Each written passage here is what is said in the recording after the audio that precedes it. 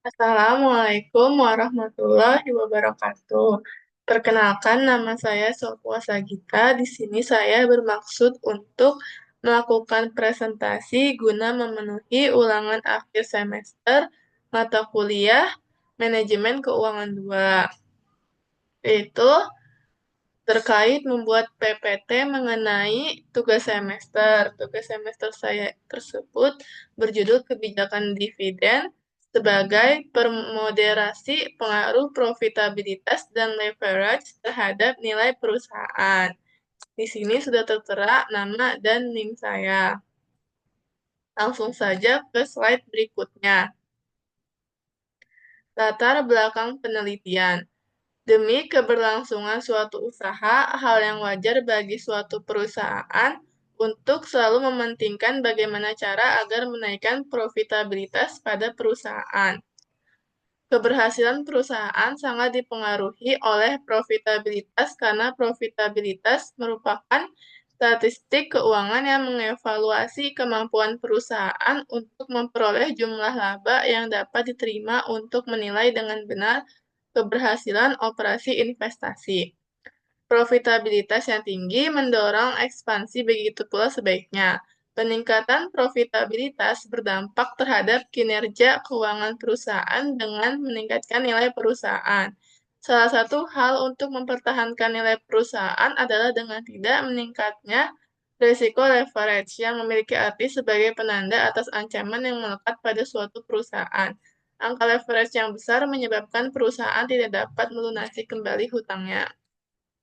Next, data yang saya gunakan pada penelitian jurnal tersebut. Dari 82 perusahaan sektor energi, sebagian besar perusahaan tidak dapat membagikan dividennya. Hal ini dikarenakan salah satu subsektor energi mengalami penurunan IHSG pada 2019 sampai 2020. Dapat terlihat pada tabel tersebut tahun 2019 IHSG-nya 6299,5, namun mengalami penurunan pada tahun 2020 yaitu sebesar 5979,1. Dan di sini tertera jumlah perusahaan tidak bagi dividen lebih banyak daripada perusahaan bagi dividen. Tabel ini bersumber dari Financial Statement tahun 2019 sampai 2022. Hal ini dikarenakan penurunan sektor ini sebagian besar disebabkan oleh saham-saham yang berasal dari perusahaan batu bara. Namun, seiring memulihnya ekonomi Indonesia, IHSG berhasil kembali menguat ke level 6581,5 dan 6850,6 pada tahun 2021 hingga 2022, sehingga perusahaan yang membagikan dividen meningkat pula. Next, metode penelitian. Jenis penelitian. Penelitian ini memakai teknik kuantitatif, pendekatan kuantitatif pada Sugiono. Dinyatakan landasan pendekatan ini bersumber dari filsafat positivisme yang dipergunakan dalam mengamati populasi dan sampel. Jenis dan sumber data. Jenis penelitian ini adalah kuantitatif dan sumber data yang digunakan adalah data sekunder. Fakta-fakta penelitian terkumpul dari objek penelitian dan diolah untuk menghasilkan hasil penelitian. Populasi dan sampel. Emiten yang termasuk dalam sektor energi dan terverifikasi di BEI selama tahun pengkajian menjadi populasi pengkajian ini. Emiten tersebut ialah yang terdaftar sejak 2019 sampai 2022. Sampel dalam pengkajian ini ialah perusahaan energi kelas papan utama. Selanjutnya, teknik pengumpulan data. Berdasarkan pengkajian tersebut, data sekunder digunakan penulis yang berasal dari pengumpulan data penulis sendiri untuk digunakan dalam penelitian periode tahun 2019 sampai 2022.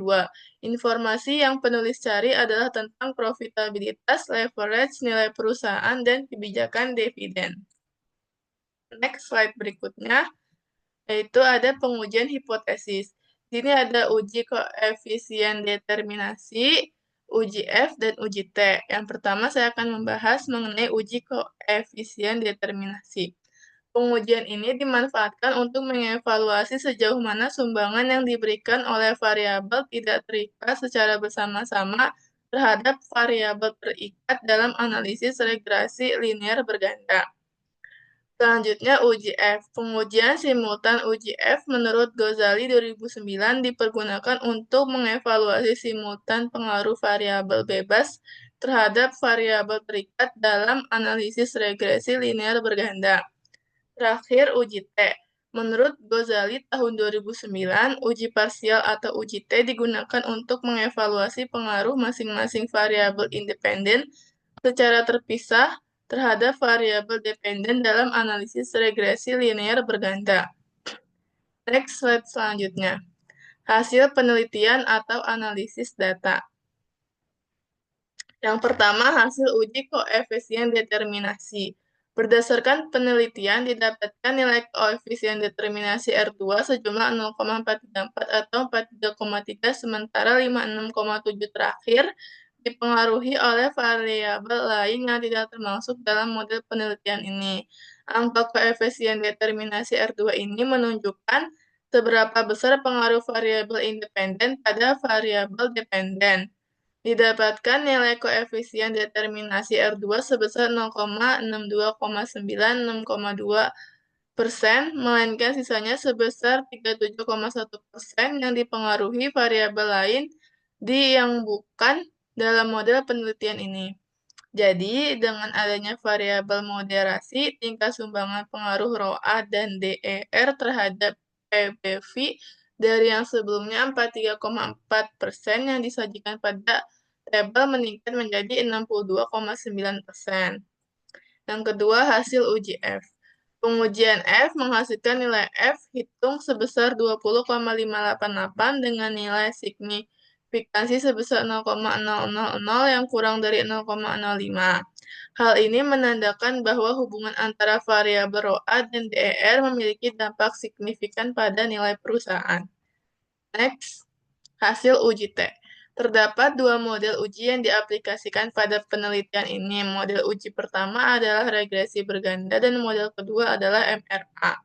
Pengujian parsial ρA dan DER telah dijelaskan juga, jadi penulis akan menjelaskan hasil uji.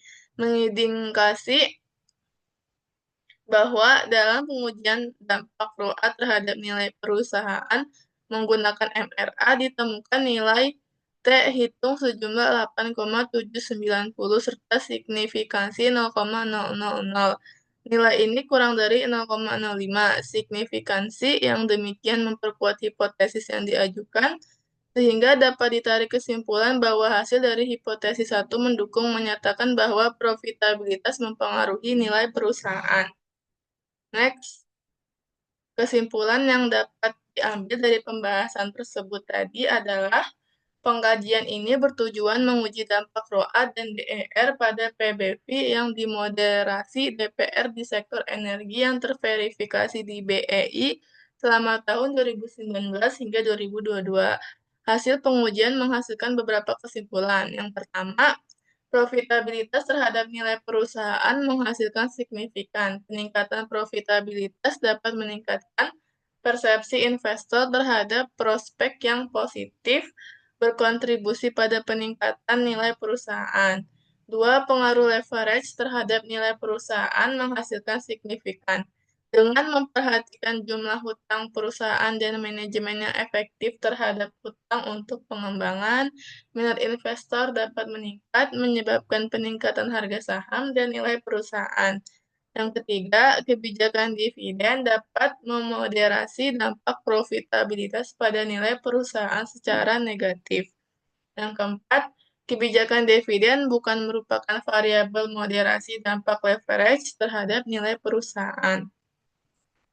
Next, jurnal asli yang digunakan. Lampiran jurnal asli yang digunakan terdapat pada laman berikut, yaitu laman ini, sebagai sumber materi yang saya kerjakan. Sekian dari presentasi saya, kurang lebihnya mohon maaf. Terima kasih. Wassalamualaikum warahmatullahi wabarakatuh.